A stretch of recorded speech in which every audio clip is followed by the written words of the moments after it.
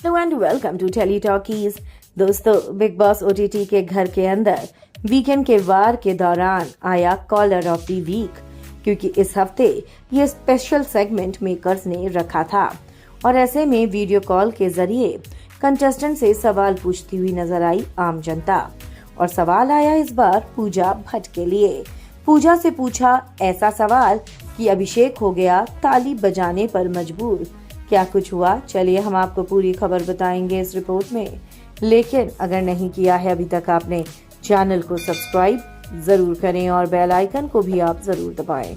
Big Boss OTT के घर के अंदर कॉलर ऑफ द वीक आया और कॉलर ऑफ द वीक ने पूजा भट्ट से सवाल पूछा।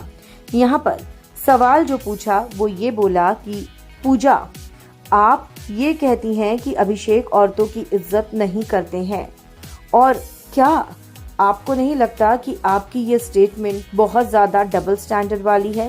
क्योंकि जहां एक और आपकी टीम का ही जो सदस्य है अविनाश, वो औरतों की इज्जत बिल्कुल नहीं करता। पलक के साथ उसने बदतमीजी की, जिया के साथ उसने बदतमीजी की और हाल ही में आकांक्षा से भी वो काफी ज्यादा बदतमीजी से पेश आया था। यहाँ तक कि जैड ने जब जाकर उस अविनाश को ये बोला कि she is a bad kisser, तब भी वो हंस रहा था। तो क्या ये औरतों को नीचा दिखाना नहीं है? क्या ये उनकी बेइज्जती करना नहीं है? क्या ये फीमेल अथॉरिटी से इनसिक्योरिटी होना नहीं है?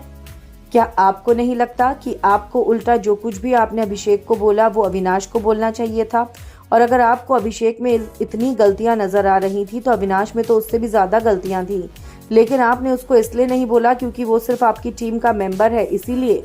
और इसलिए आपने उसकी सारी गलतियों को नजरअंदाज कर दिया क्योंकि वो वही करता है जो आप कहती हैं। ऐसे में पूजा भट्ट की बोलती बंद हो गई। पूजा भट्ट 1 मिनट के लिए बिल्कुल चुप हो गई।